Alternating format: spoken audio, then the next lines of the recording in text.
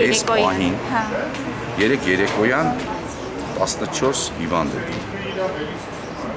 Այս պահին ունենք, ես չեմ հաշվում ՊՊՑ գումրից բերած հիվանդ, այս պահին ունենք 8 հոգի, որոնցից 6 հոգի դա ոստիկաններն են և 2 հոգի դա քաղաքացիներ։ 6 հոգի ոստիկաններից 5-ի վիճակը բավարար,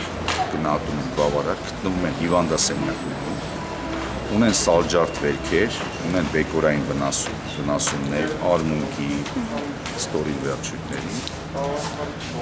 և մի ոստիկանի վիճակը մենք գնահատում ենք ծանր, որը ընդունվել է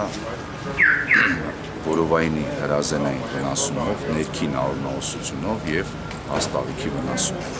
3 իրան կատարվել է վիրահատություն,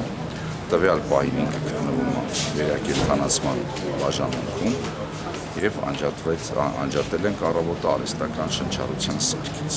Դեռևս ինքը կմնա վերակենդանացման բաժանմունքում։ Եվ վերակենդանացման բաժանմունքում նաև կա մի քաղաքացի, որը ուներ ծնոտի կոտրվածք, որին նույնպես 3 վիրահատություն ընկավ է։ Հիմա երիտասարդ վիճակը գնահատում ենք բավարար և մոտ ժամերին իրան կտեղափոխենք հիվանդասենյակ։ Այդ 14-ից 8-ը մյուսները ուղղակի Մյուսները ստացել են բուժօգնություն և դուրս են եկել։ Եվ ինչից է վնասվածքները այդ Ես ճիշտ չեմ կարող մեխանիզմը վնասվածքների բացատրեմ ձեզ։ Տեղեկություն չունեմ։ Հիմնականում Քերծվածքներ, շալջարդներ ամենայն դեպս կյանքին չվտանգող վնասվածքներ են, ոչ կյանքին, ոչ առողջության։ Պավել Մանուկյանի վիճակը կայուն է, ունենք դրական դինամիկա,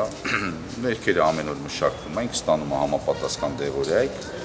վերքի վիճակը գնահատում ենք բավարար։